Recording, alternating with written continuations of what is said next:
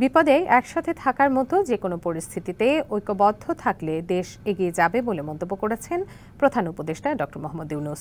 ২০২৪ সালে ফেনী সহ ৪ জেলায় বন্যায় ক্ষতিগ্রস্তদের মধ্যে ঘর হস্তান্তর অনুষ্ঠানে তিনি এসব কথা বলেন। বিপদগ্রস্ত মানুষের পাশে থাকাই সরকারের দায়িত্ব বলেও মন্তব্য করেন তিনি। ২০২৪ সালের আগস্ট ও সেপ্টেম্বরে আকস্মিক বন্যায় ক্ষতিগ্রস্ত হয় ফেনী, নোয়াখালী সহ ৪ জেলা, যাতে ধ্বংস হয় বহু বাড়িঘর, ঘটে হতাহতের ঘটনাও। তাৎক্ষণিক সম্মিলিতভাবে খাদ্য সংকট এড়ালেও আবাসন সমস্যায় থাকে বহু পরিবার। তাদের মাথাগোঁজার ঠাঁইয়ের জন্য একটি বিশেষ আবাসন প্রকল্প হাতে নেয় সরকার, যার বাস্তবায়ন করে সেনাবাহিনী। সেই প্রকল্পে ৩০০ পরিবারের কাছে ঘর হস্তান্তর করা হয় বুধবার। অনুষ্ঠানে প্রধান উপদেষ্টা বলেন, যে কোনো দুর্যোগে একসাথে থাকতে হবে, তাতে এগিয়ে যাবে দেশ। দেশের মানুষ আপনাদের পাশে দাঁড়িয়ে যে সাহস জুগিয়েছে, সেই সাহস সবসময় মনের মধ্যে ধারণ করবেন এবং দেশের মানুষ আপনাদের সঙ্গেই থাকবে। এই সহমর্মিতা দেশের সকল মানুষের মধ্যে এবং সকল প্রজন্মের মধ্যে ছড়িয়ে পড়লেই আমরা একটা সাহসী এবং স্বনির্ভর জাতি হিসেবে গড়ে উঠতে পারব।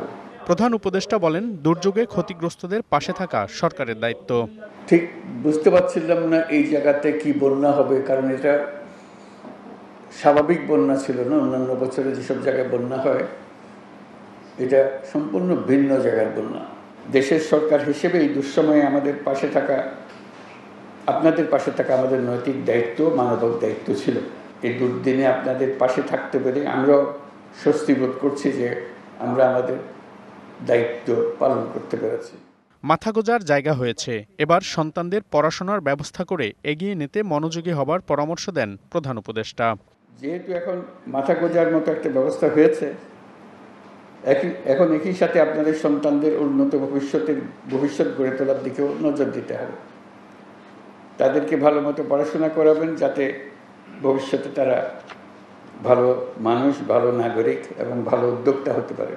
প্রধান উপদেষ্টা জানান, মোট বরাদ্দের অর্ধেক খরচে নির্মাণ হলেও মানসম্মতভাবেই তৈরি করা হয়েছে ঘরগুলো। এতে করে সৎভাবে কাজ করার দৃষ্টান্ত স্থাপন হয়েছে বলেও মন্তব্য করেন প্রধান উপদেষ্টা। সৎভাবে করার যে দৃষ্টান্ত স্থাপন করলেন। মনিরুল সোহাগ, ডিবিসি নিউজ, ঢাকা।